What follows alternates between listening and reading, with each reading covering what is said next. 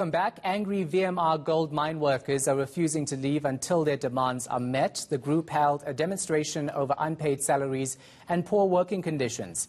Employees say they were informed of their dismissals days before Christmas. Now, yesterday, they rejected the proposal to sign a final warning and return to work. They insist they were unlawfully fired and want to be reinstated. For more on this, I'm joined by Masibulele Naki from the National Union of Mineworkers. Thanks for your time, appreciate it. So you are in ongoing talks with the mine. Are you any closer to an agreement? Good afternoon, Shahan, and good afternoon to the viewers at home, and Happy New Year. We engaged, Shahan, with the employers since last year. We started last year where the only union that never betrayed workers. We were always with workers from the start when they do this sit-in underground. Almost 800 of them, they were sitting underground, and about 900 they were at surface, they were not underground. But those who were at surface, they then joined the strike after those who were underground went out underground. Then discussions continued, but we must put it clear that management by then was too negative and unwilling to engage on the negotiations to resolve the issues of workers.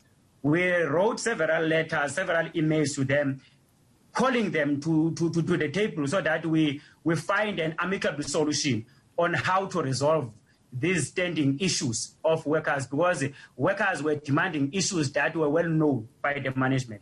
But early this year, they came with a change of heart where they showed a commitment for negotiations in order to resolve issues. We are aware that is done by the change of their management and the change of the positions in the VMR mine. And we appreciate that, and we welcome those changes, because we're actually calling for the changes to those who were leading the mine as COO and CO by then. Yeah. And that was done. And now where we are, we met management yesterday, where we dealt with the issues that were submitted by the employees, and which are our members as the National Union of Mineworkers. Those were 6 issues. And we engage management to the 6 issues that they must respond to these issues, because these issues are now a compromise issues for the workers to go back to work. They raised that and clearly indicated that these are compromised demands. For them to go underground, the management must respond to these 6 issues, of which these 6 issues are also involving their payment that they were not paid. These workers went home without payment during Christmas, and now they are demanding that their payment of December, because they have worked for that, their payment of December must be paid, and their leave pay must be paid. There is what is called in the mining industry a dressing station, where in a language that was used by our grandfathers, which was Fanagalo, they were calling a picnic special. So that dressing stations was only opening for 8 hours. Obviously, that is not good for the health of workers, because workers are staying at hostel and they need health attention at all times, even 24 hours or 24/7. And as they were demanding, because they were demanding 24/7. And there was what is called water jet underground to simplify work, to make sure that you don't use hardly hands and power to take out the rocks from underground. They were using what is called water jet. You know, the mining industry have got systems to exploit workers. So in doing that, they have changed the system of easing the work for workers underground, and now forced workers to do everything with their hands without any systematic machine that can assist to ease the work underground. So that was part of the demands of the workers. And what the worst thing that was done by the employer is to deduct what is called the living out allowance, and doubled it for the month that workers were not paid from April to August.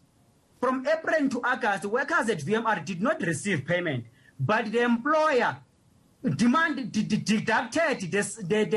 the living out allowance, which is 2,300 for all this month, of which workers started to work by October. And the workers now demanded that they must be refunded that money. Yeah, unfortunately, I don't have time for you to go through everything, but we get the gist of what you're saying and what your concerns are. So let's talk about if you're going to ask for any intervention at all for this process, given that you've been speaking for months now and you clearly are not reaching any agreement.